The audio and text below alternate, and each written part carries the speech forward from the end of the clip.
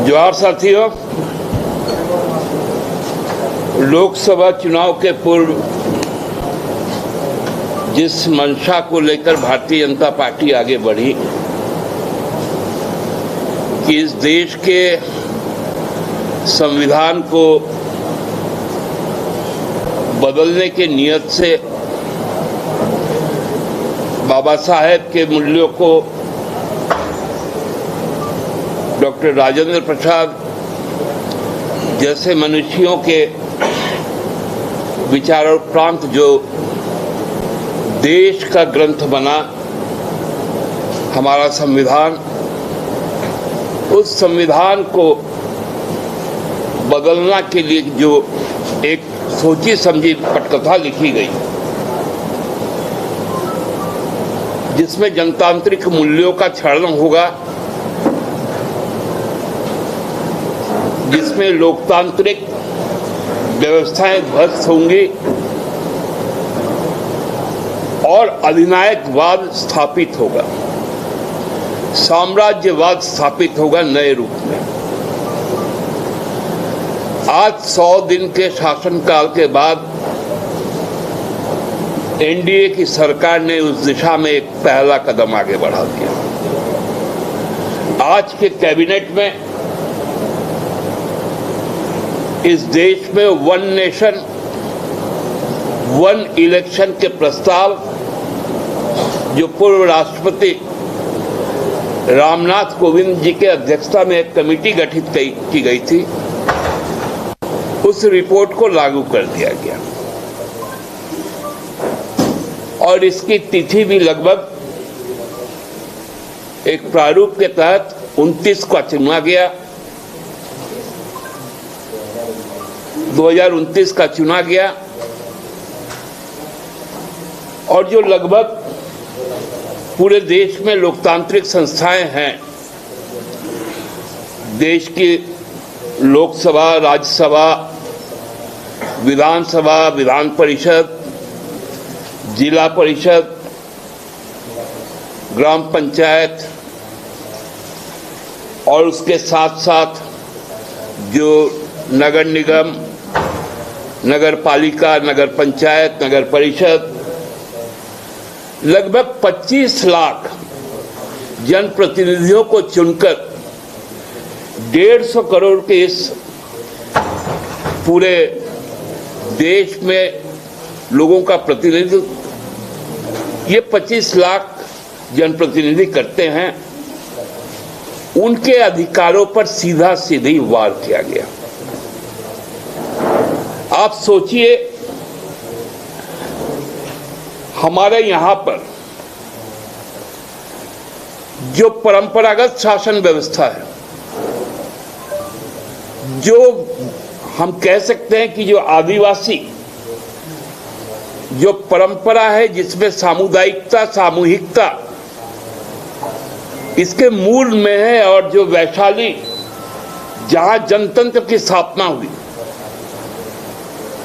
उस पूरे परंपरा पर यह कुठाराघात है और ये असंभव और अतार्किक है।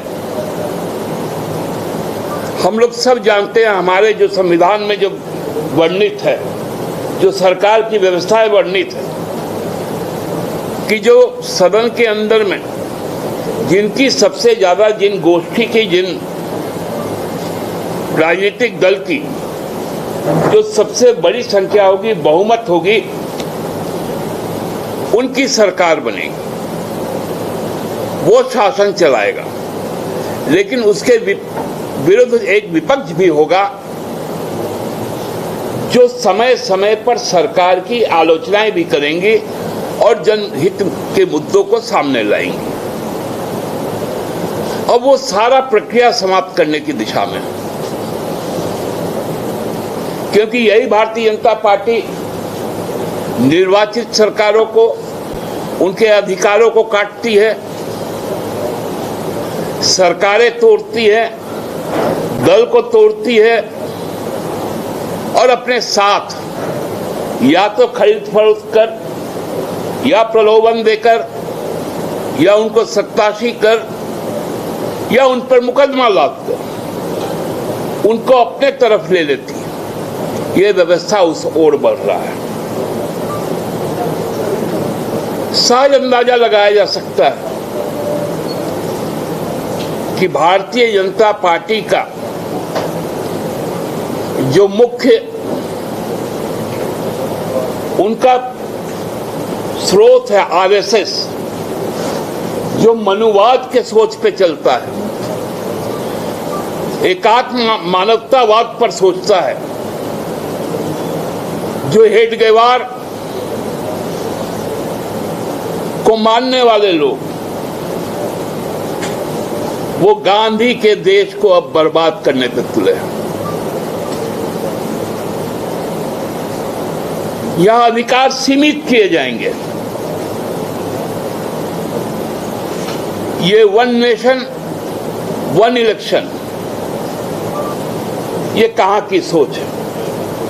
क्या इससे सरकारें स्थिर रह पाएंगी? जहां 2028 में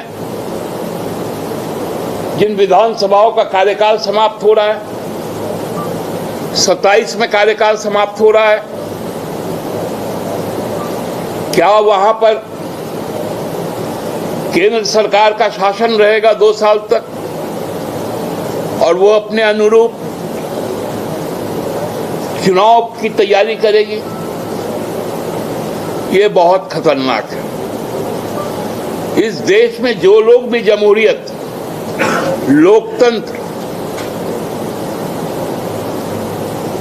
बचाना चाहते हैं, आज उनके लिए एक बहुत बड़ी चुनौती है। जो संविधान को बचाना चाहते हैं, क्योंकि संविधान ने आदिवासियों के लिए, दलितों के लिए, अल्पसंख्यकों के लिए, महिलाओं के लिए, युवकों के लिए, विद्यार्थियों के लिए, सबके लिए, और जो राज्य सरकारें हैं उनके लिए भी कई आर्टिकल्स, कई अनुसूची, कई कानून तय किए हैं, जिसको हम लोग कॉन्स्टिट्यूशनल शील्ड कहते हैं,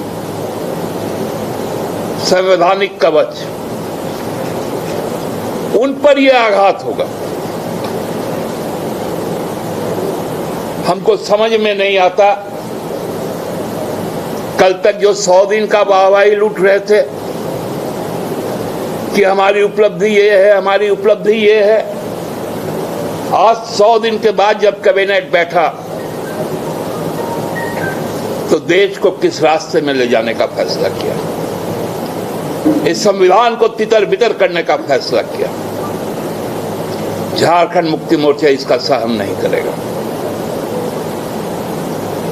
सर्वशक्तिमान राजा कोई हो जाएगा, ये लोकतंत्र में नहीं चलेगा।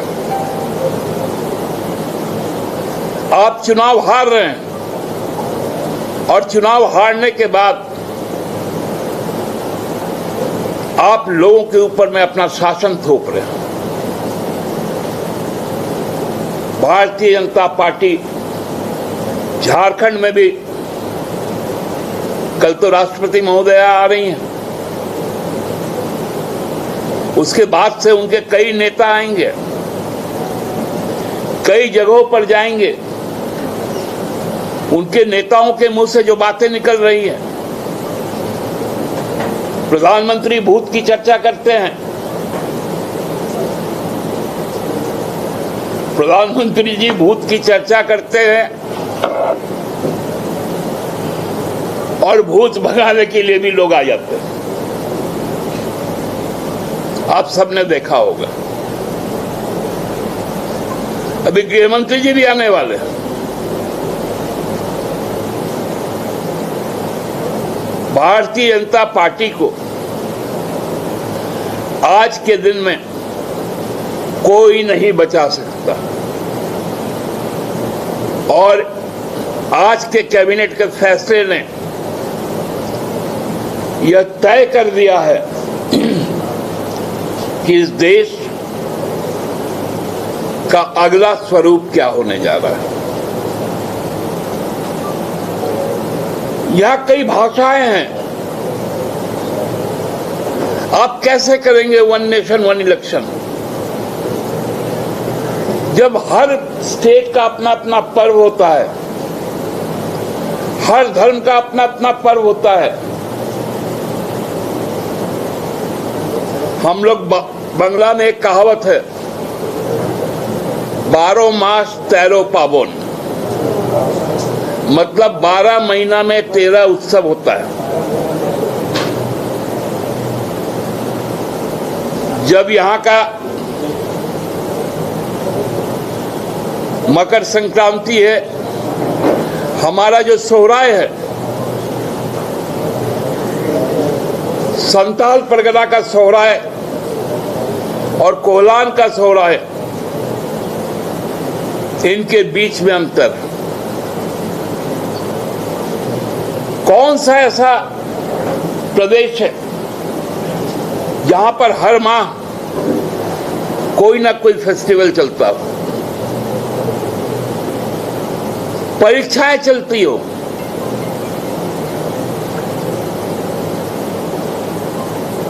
वहां नौकरी देने की प्रक्रिया चलती हो, हर राज्य सरकार करती है। अब आप राज्य सरकार को उन चीजों से रोकने जा रहे हो कि आप न इस देश में त्योहार मना पाएंगे, न बच्चों को आप परीक्षाएं लेने देंगे,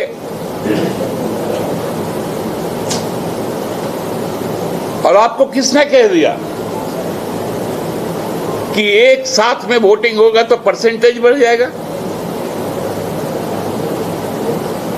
ये कौन सा साइंटिफिक आकलन है? ये तो इलेक्शन कमीशन का आकलन है कि जितने वोट कास्ट होते हैं गिना उससे ज्यादा है जाता है। इस बार के लोकसभा चुनाव में जितने मतदान हुए, मतगणना उससे कहीं ज्यादा हुए, 14 करोड़ ज्यादा मतों की गिनती हो गई।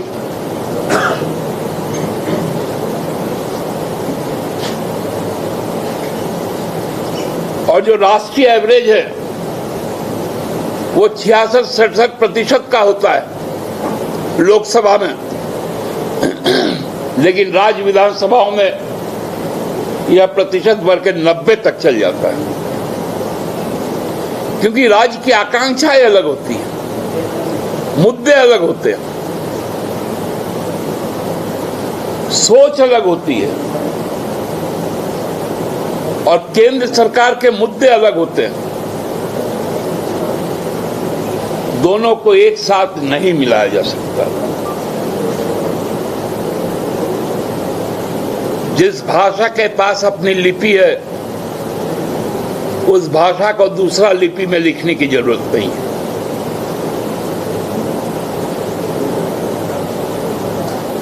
संविधान को व्हाट्सएप की भाषा मत बनाइए। संविधान की भाषा जो अपने लिपि में स्पष्ट अंकित है, उसी के अनुरूप रखिए। ये खतरनाक संकेत का जवाब हम लोग विधानसभा में देंगे। विधानसभा के चुनाव में उनको बताएंगे। जिस आग को लेकर भारतीय जनता पार्टी चल रही है, वो आग उन्हीं को जलाकर राख करेंगे।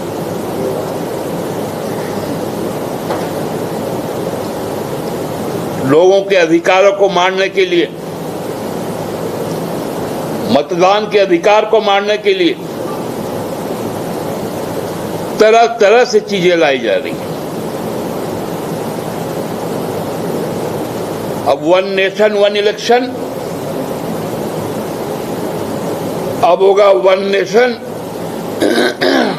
2 सिटीजन, एक देश दोहरी नागरिकता। यह उनका दूसरा स्टेप है कि खास धर्म और विचार के लोग वोट करेंगे,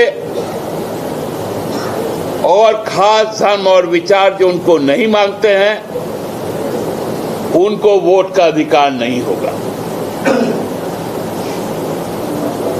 ये वन नेशन वन इलेक्शन के बाद का है, वन नेशन टू सिटीजन। उनका ये